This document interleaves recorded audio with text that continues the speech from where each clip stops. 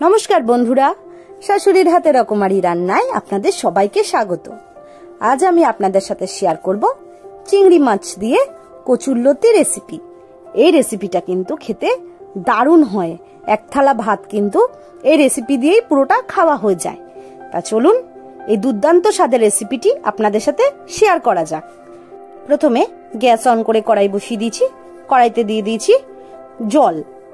এবার জলের মধ্যে দিয়ে দেব 1 চামচ লবণ, দিয়ে দেব সামান্য সর্ষের তেল। এরপর জলটা যখন ফুটে আসবে তখন দিয়ে দেব কচুরলতিগুলোকে।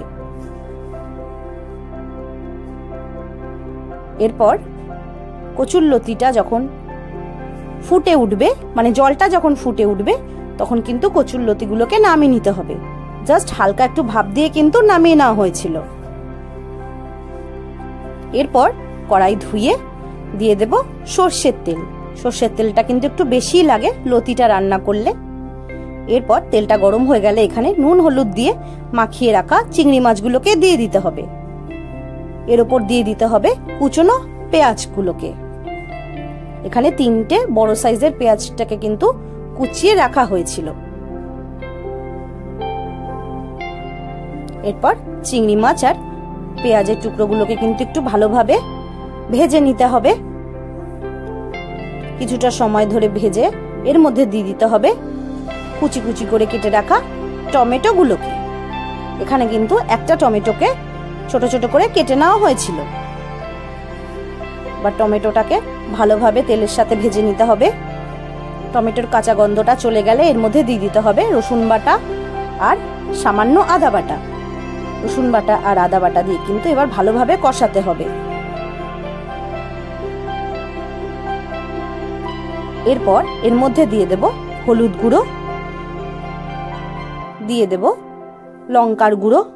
ঝাল যে যেমন খান তেমন কিন্তু দেবেন।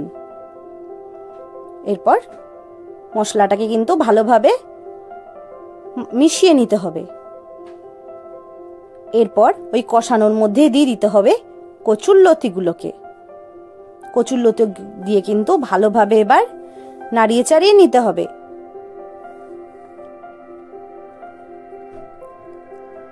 কিছুটা সময় ধরে কিন্তু ভালোভাবে মিশিয়ে নিতে হবে।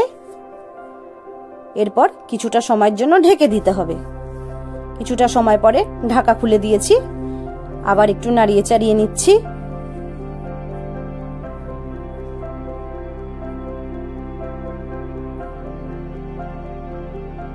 এরপর এর মধ্যে দিয়ে দেব পরিমাণ মতো লবণ। লবণ দিয়ে একটু ভালোভাবে মিশিয়ে নিলাম।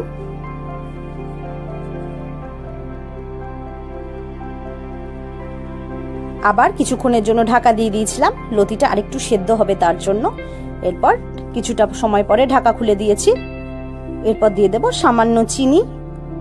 চিনি না দিলে রান্নাটা মনে হয় অসম্পূর্ণ। এরপর কিছুটা সময় ধরে নাড়িয়ে চাড়িয়ে নিচ্ছি। দিয়ে দিয়েছি এর ওপর কয়েকটা কাঁচা লঙ্কা।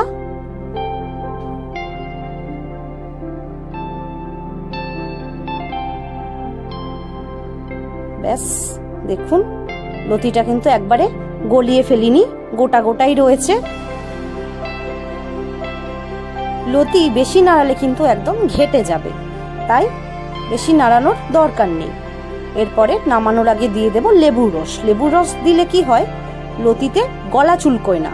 অনেক কচুরলতিতে আবার কিন্তু গলা চুলকোতে পারে, এর জন্য লেবুর রসটা দেওয়া হয়। আপনারা তেঁতুল গোলা জলও দিতে পারেন, কোনো অসুবিধে নেই। ব্যাস রান্না কিন্তু আমাদের কমপ্লিট। তা বন্ধুরা, রেসিপিটি কেমন লাগলো অবশ্যই জানাবেন। যদি ভিডিওটি ভালো লেগে থাকে তাহলে কিন্তু একটা লাইক চাই।